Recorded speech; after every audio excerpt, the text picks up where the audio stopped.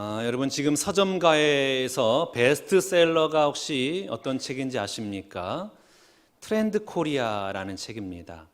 이 책은 올해만 베스트셀러가 아니라 매해 출간되는 책인데 무려 10년 동안 계속해서 출간되는데 항상 베스트셀러인 책입니다. 이 책의 내용이 무엇이냐면 우리나라의 소비 트렌드를 분석하고 전망하는 거예요. 우리나라의 지금 트렌드가 뭐냐? 이런 걸 전망하는 것입니다.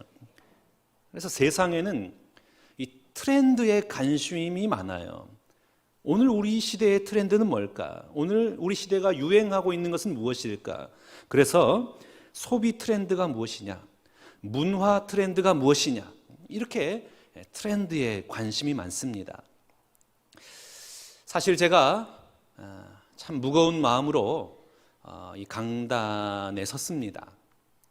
간밤에 여러분들 들으셨겠지만 이태원에서 헬로윈 파티를 즐기려는 10만여 명의 젊은이들이 몰려서 압사하는, 무려 149명이 압사되는 심정지로 인해서 죽는 참 그런 참혹한 일들이 일어났습니다. 사실 이 헬로윈 파티라는 것은 켈트족으로부터 유래가 된 건데 그 사람들은 사람이 죽으면 1년 동안 돌아다닌다는 거예요. 그래서 이제 귀신이 자기가 안식할 몸을 찾는다라는 것이죠. 그러니까 사람들이 두려우니까 귀신 분장하는 거예요. 보면은 드라큘라, 좀비 이런 하잖아요. 막 피를 흘리고 나도 귀신이다, 나한테 들어오지 마라, 이런 의미에서 헬로윈 파티가 시작된 건데 어떻게 하다가 이제 우리나라 문화가 되어버렸고 전 세계의 문화가 되어버렸습니다. 참 마음이 아파요. 우리 젊은이들이 이태원에 모일 수밖에 없는 그 상황, 영끌족이라 그러잖아요. 있는 돈 없는 돈 다 끌어모아가지고 집 사고 장만했는데 갑자기 집값이 폭락하고 주식은 떨어질 대로 떨어지고 고환율, 고금리, 이자가 비싸가지고 이자도 갚지 못하는 거예요. 살 수가 없어요. 스트레스 받는 거예요. 어디 풀 데가 없어요. 그러니까 춤이라도 추고 술을 마시고 유흥가물을 즐기면서 저마다의 스트레스를 푸는 것 아니겠습니까? 그 마음이 아파요.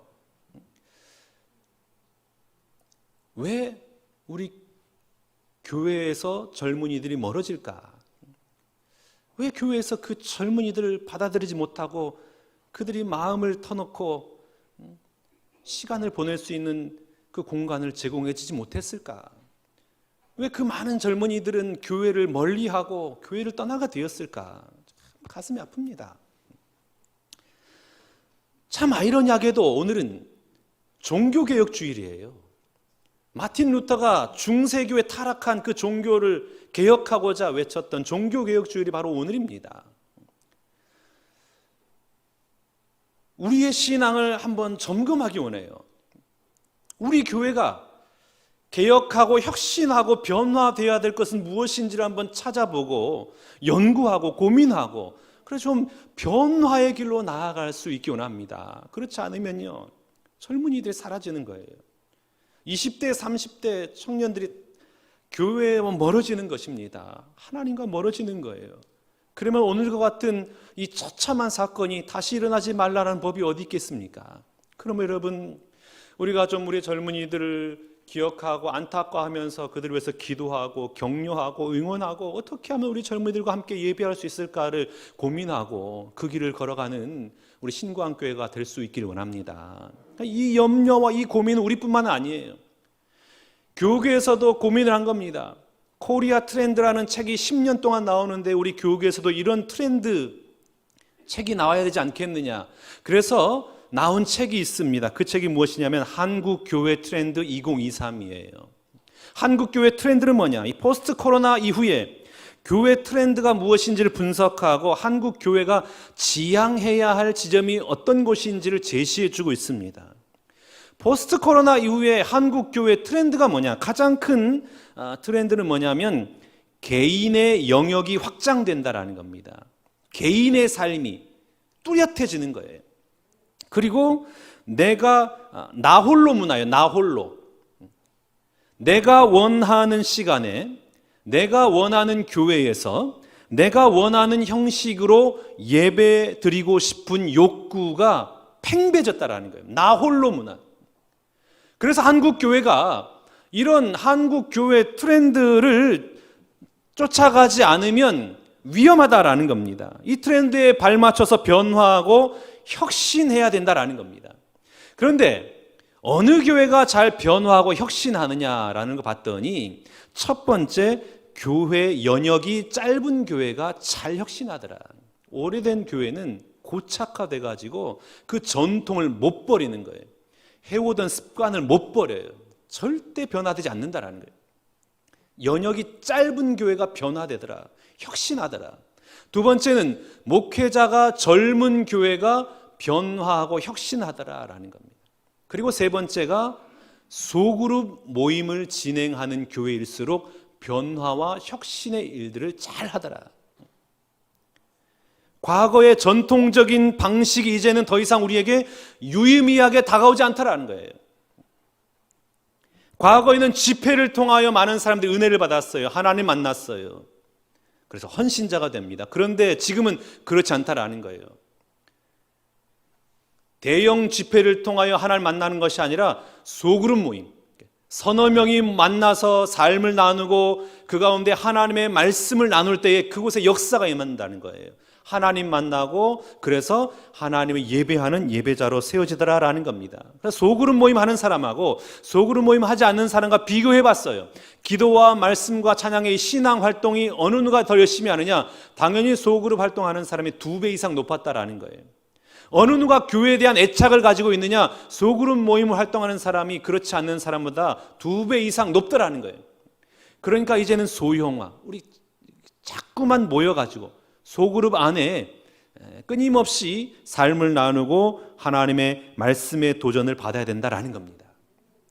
교회든 기업이든 그 시대의 트렌드를 분석하고 끊임없이 변화에 노력을 하지 않으면 결국에는 침체될 수밖에 없다. 변화하지 않으면 침체될 수밖에 없다. 오늘은 종교개혁주일입니다. 505주년입니다. 영적으로 타락해버린 중세교회를 개혁하기 위해서 종교개혁자들이 일어나서 종교개혁을 일으켰어요. 그 중에 가장 대표적인 사람이 마틴 루터입니다. 이 마틴 루터는 수도승이에요. 수도원에 들어가서 기도생활을 한 사람입니다. 그 영혼이 깨끗하고 고행을 하고 어떻게 하면 하나님이 원하시는 삶을 살아갈까 고민하는 사람이었어요. 그러니까 수도사로 삶을 살아가면서 죄를 지을래야 지을 수가 없는 겁니다. 왜냐하면 여자가 없으니까 간음죄를 지을 수가 없어요. 사유재산이 없으니까 도둑당할 염려도 없고 도둑질할 이유도 없는 거예요. 가족이 없으니까 부양할 책임이 없어요. 고민이 없어요. 또 나아가서 출세니 명예니 이런 것도 없으니까 인간적인 욕망의 노예가 되지 않는 겁니다. 깨끗한 거예요. 그런데 이 마틴 루터에게 단 하나의 고민이 있었습니다. 그게 무엇이냐면 죄 문제인 거예요. 이 죄 문제를 해결하지 못한 겁니다. 그래서 마틴 루터는 늘 항상 내 죄 탄식하면서 살았던 사람이 마틴 루터입니다. 그래서 이 죄를 해결하기 위해서 참회를 하고 고행을 하고 명상을 하고 했는데 해결되지 않는 거예요. 그래서 결국에는 교회로 내려가서 신부에게 고해성사를 합니다. 고해성사하는 장소에 가서 초인정을 누르면 신부가 나와요. 그래서 옆에 비스듬히 앉습니다. 그러면 그 신부의 귀에 자신의 죄를 막 얘기하는 거예요. 저는 이런 죄 때문에 힘듭니다. 어렵습니다. 그런데 이 루터가 하루에 수십 번 이상을 그렇게 고해성사를 하는 거예요. 왔다가 고해성사하고 돌아가다가 다시 마음이 찝찝하니까 또 돌아와가지고 신부에게 고해성사를 하는 거예요. 그래서 그 신부가 이렇게 말했답니다. 루터야, 제발 죄 좀 모아서 와라. 나 귀찮다. 그럴 정도로 너무 답답한 거예요. 아무리 노력을 해도 죄가 해결되지 않습니다. 이런 죄가 그런 겁니다. 내가 빚을 졌어요. 빚을 져가지고 너무나 힘들어요. 다시는 빚을 안 져야겠구나. 후회하고 고민하고 반성했어요. 그러면 그 빚이 사라집니까? 사라지지 않잖아요. 그대로 남아있는 거예요. 내가 살인을 저질렀어요. 사람을 죽였어요. 아무리 회개하고 아무리 고행을 하고 평생 내가 의롭게 살아간다 한들 그 죽은 사람이 살아납니까? 살아나지 않는 거예요. 죄는 없어지지 않는 거예요. 끝까지 이 죄는 따라오는 겁니다. 죄가 그런 겁니다. 루터가 이 죄의 문제 때문에 너무나 힘들어하고 아파했어요. 그러던 어느 날 로마에 있는 스칼라 산타라는 성당에 올라갑니다.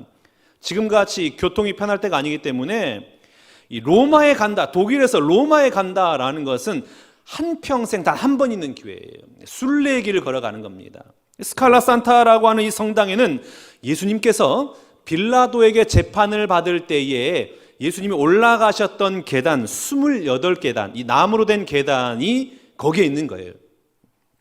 콘스탄틴 대제의 어머니 헬레나가 예수 그리스도를 믿고 빌라도 법정에 있던 그 28개 나무 계단을 로마로 옮겨온 거예요.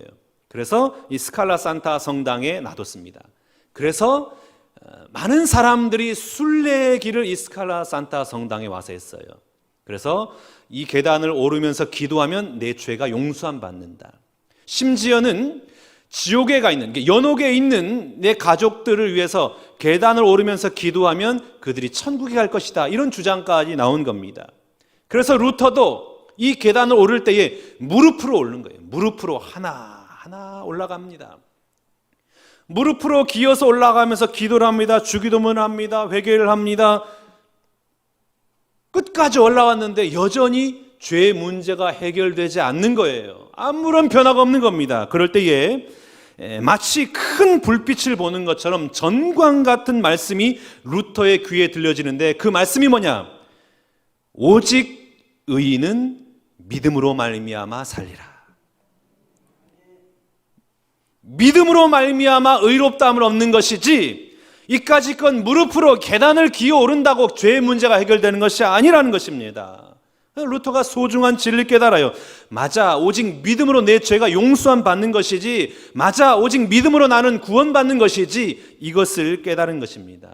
이 믿음은 어떤 믿음입니까? 마가복음 10장 45절 말씀을 봐보겠습니다. 인자가 온 것은 섬김을 받으려 함이 아니라 도리어 섬기려 하고 자기 목숨을 많은 사람의 대속물로 주려 함이니라. 아멘. 어떤 믿음입니까? 예수 그리스도께서 내 죄를 대신하여 죽었음을 믿을 때에 내 죄가 용서함 받는다는 믿음이에요. 나의 어떤 행위, 나의 노력, 나의 종교적인 여러 가지 일들, 그런 것들을 통하여서 내 죄가 해결되는 것이 아니라 예수님께서 십자가에 돌아가실 때에 내 죄를 대신하여 대속물로 죽었기 때문에 내 죄는 해결되었다라는 믿는 믿음이에요. 그 믿음으로 말미암아 의롭게 된다라는 것입니다. 그래서 여러분, 이 루터가 종교개혁을 하면서 외친 캐치프레이즈가 있습니다. 그게 무엇이냐? 오직 믿음으로, 오직 성경으로, 오직 은혜로. 죄사함은 오직 믿음으로 얻는다라는 거예요. 어떤 믿음입니까? 하나님의 말씀을 믿는 믿음. 예수 그리스도의 그 십자가를 통하여 내 죄가 모두 다 용서함 받는다는 그 믿음이에요. 나는 하는 게 아무것도 없어요. 믿기만 했어요. 그렇기 때문에 죄 용서는 구원은 오로지 전적으로 하나님의 은혜다라는 것입니다. 중세교회가 여러분 왜 타락했을까요? 하나님의 살아있는 말씀의 능력과 은혜를 경험하지 못했어요. 그러다 보니까 다른 것에 눈을 돌린 겁니다. 그것이 무엇입니까? 교회 전통이에요. 우리 교회가 예배드리고 있는 그 전통의 형식, 이게 중요한 거예요. 우리 공동체가 어떠한 모습으로 회의하고 어떻게 지금까지 유지되었는지, 이게 중요한 거예요. 말씀의 은혜를 경험하지 못하니까 마리아 숭배가 나타나는 거예요. 말씀의 은혜를 경험하지 못하니까 면죄부가 등장하는 거예요. 면죄부가 뭡니까? 연옥에 있는 내 가족들을 천국으로 옮기기 위해서는 내가 헌금을 해야 된다라는 거예요. 그 헌금함에 동전을 넣을 때 땡그랑 소리가 날 때에 우리 가족이 천국에 들어간다. 이게 바로 면죄부거든요. 하나님의 말씀이 없으니까, 말씀을 못 들으니까, 말씀의 깨달음이 없으니까 비본질적인 이런 것들에만 치우쳐가지고 결국에는 하나님의 말씀의 빛이 가려져서 영적인 암흑 시대를 살아갈 수밖에 없었던 겁니다. 우리가 한국교회 트렌드 봤잖아요. 소그룹이 중요하다 그랬지 않습니까? 왜 소그룹이 중요하다 그런 겁니까? 말씀을 들을 수 있다라는 거예요. 우리가 이렇게 다 예배를 드리고 있습니다마는 저것은 무슨 말씀인고? 허공에 외치는 메아리와 같은 소리다. 이렇게 들릴 수가 있거든요. 소그룹은 어떻게 됩니까? 내 삶을 나누고 하나님의 말씀을 같이 읽어요. 그 말씀에 내가 직접 부딪히는 거예요. 그렇기 때문에 소그룹이 중요하다라는 거예요. 말씀을 들어야 내 영이 살고 가정이 살고 교회가 살아나는 것을 강조한 것입니다. 오늘 본문 말씀 봐보세요. 골짜기에 마른 뼈들이 가득 있습니다. 왜 마른 뼈들이 골짜기에 가득 채워졌을까요?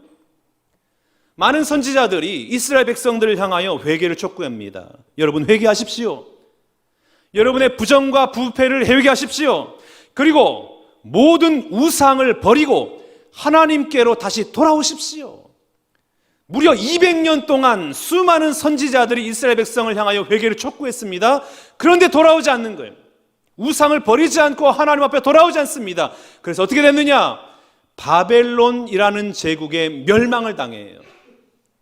그때 당시에 유대의 왕은 두 눈이 뽑히고 두 손에 쇠고랑을 차고 끌려갑니다.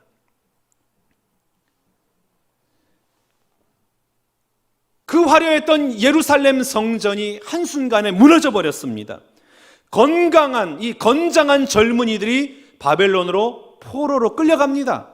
마을마다 스산한 바람이 불어요. 아무도 없어요. 사람이 없어요. 여인들과 아이들은 먹을 것이 없어가지고 사방으로 흩어져 버렸습니다. 전쟁을 통해서 수많은 사람들이 다 목숨을 잃었어요. 이런 일들이 무려 7년 동안 일어난 거예요. 그러니까 계곡마다 뼈들이 쌓인 거예요. 죽음의 골짜기가 되어버렸습니다. 여러분 왜 골짜기마다 마른 뼈들이 가득하게 되었습니까? 전쟁 때문인가요? 아니에요. 하나님의 말씀을 듣지 않는 하나님의 백성은 마른 뼈와 같은 죽은 자가 될 수밖에 없는 것입니다. 하나님의 말씀을 떠난 인생은 어떠한 소망도 찾을 수 없는 마른 뼈와 같은 인생과 같은 절망적인 삶이다라는 것을 우리에게 보여주고 있는 겁니다. 여러분 우리의 자녀들이 어디에 있습니까? 교회를 떠난 성도님들이 다 어디에 있습니까? 하나님의 말씀을 듣지 않으니까요. 하나님의 말씀 앞에 서지 않으니까 그 공허한 영혼을 어디서 채울까? 쾌락을 쫓고 물질을 쫓고 이럴 수밖에 없는 거예요. 내 안에 하나님의 말씀이 들어오지 않으니까.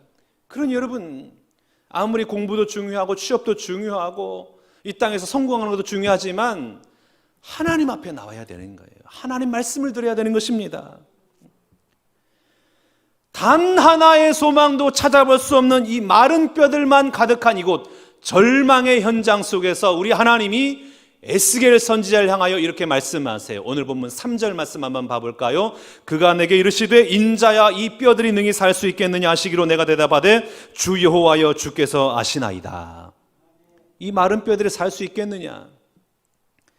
공동묘지에서 무덤에 갇혀 있는 사람들을 향하여 이들이 다시 살아나서 네 앞에 설 수 있겠느냐? 이런 질문입니다. 마치 제가 장례식을 치르면서 이 관에 들어가 있는 고인을 향하여 일어나라, 살아나라 이렇게 말하는 거와 똑같은 거예요. 그러면 주변에 있는 사람들이 뭐라 하겠습니까? 이게 맛이 갔구나 이제 저분이. 그런 거거든요. 말도 안 되는 걸 물어보는 거예요. 에스겔아 이 마른 뼈들이 살 수 있겠느냐? 그러니까 에스겔이 대답합니다. 주님이 물으시니 제가 대답하겠습니다. 주님이 아십니다. 주님이 원하신다면 하실 수 있습니다. 주님이 말씀하시면 이 마른 뼈들이 능히 살아날 줄로 믿습니다. 하나님 말씀하세요. 4절 말씀 봐보겠습니다. 또 내게 이르시되 너는 이 모든 뼈들에게 대언하여 이르기를 너희 마른 뼈들아 여호와의 말씀을 들을지어다. 아멘.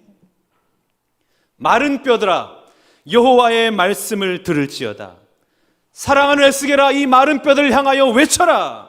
마른 뼈에게 선포해라. 너희 속에 하나님의 말씀이 들어가면 너희가 살아나리라. 말씀을 들을지어다. 여러분, 유다가 왜 멸망했습니까? 하나님의 말씀에 귀를 닫아버렸습니다. 그래서 망한 것입니다. 중세교회가 타락한 이유가 어디에 있습니까? 하나님의 말씀을 듣지 않았기 때문이에요. 오늘날 많은 그리스도인들이 세상과 죄 앞에서 무기력하게 무너져버린 이유가 어디에 있습니까? 강단에서 선포되는 하나님의 말씀을 너무나 가볍게 여기는 것이기 때문에 그렇습니다.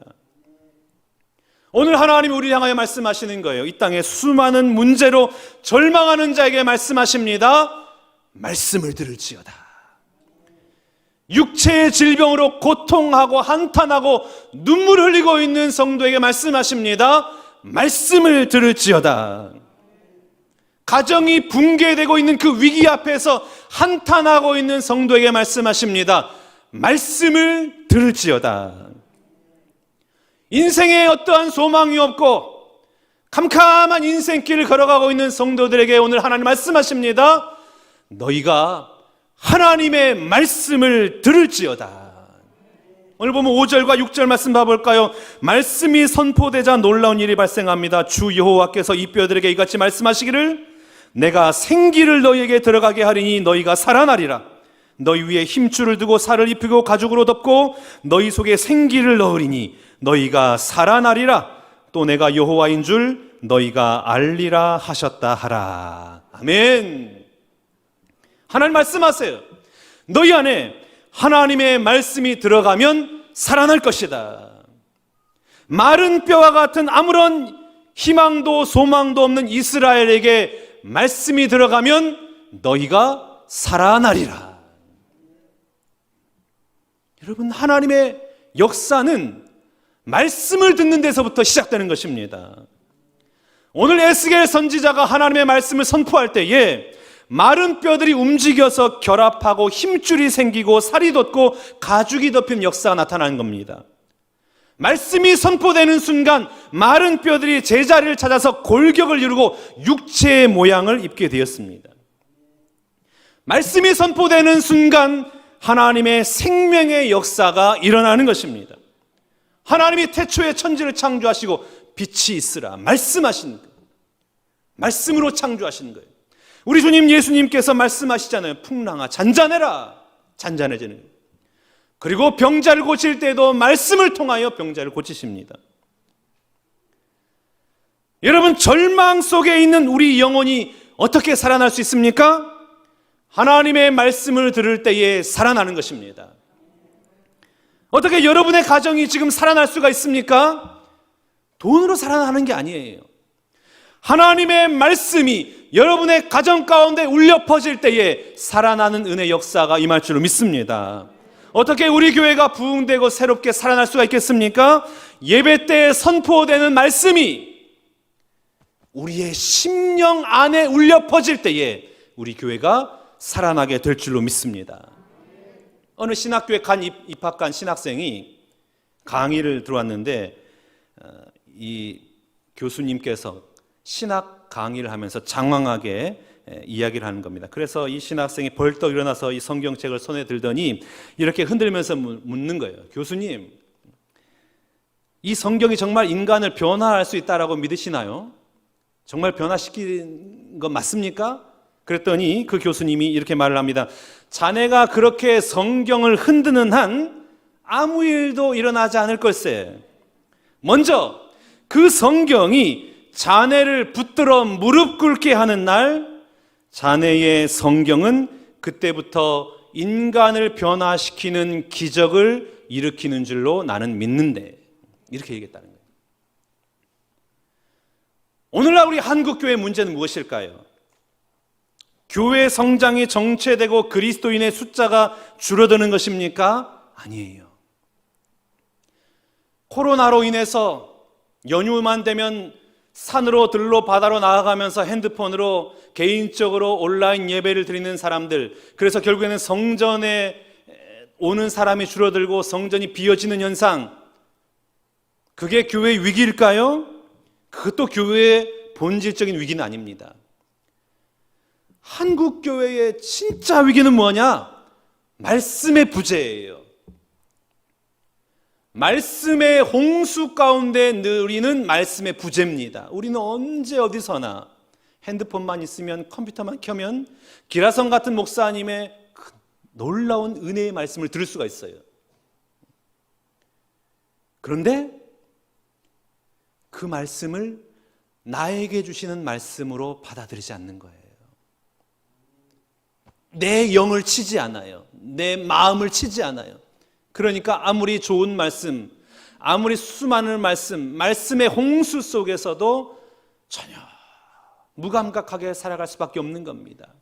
말씀을 쇼핑하는 시대, 교회를 쇼핑하는 시대, 그 시대 속에서 말씀은 사라져버린 거예요.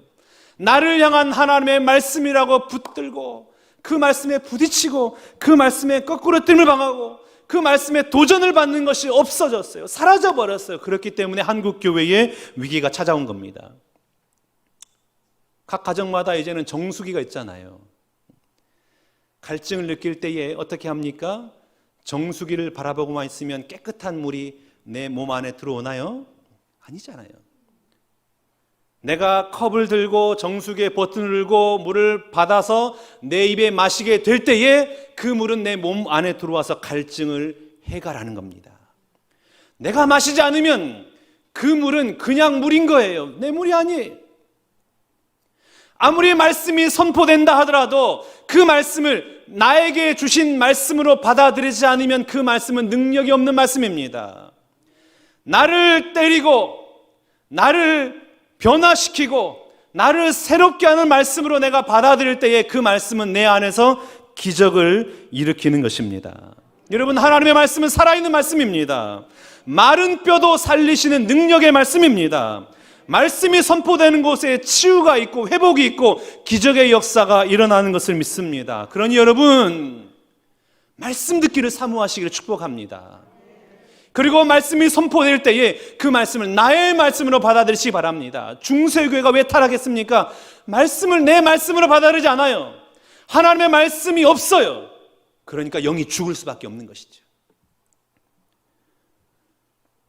마른 뼈들에게도 소망이 있습니까? 소망이 있어요. 하나님의 말씀을 듣는 것은 그 마른 뼈에도 소망이 있습니다. 모든 절망 중에도 소망이 있는 것이에요. 여러분, 죽은 자에게도 소망이 있습니까? 하나님의 말씀을 들었다면 죽은 자에게도 소망이 있는 것입니다. 모든 절망의 현장 속에서도 우리가 소망을 말할 수 있습니까? 그럼요.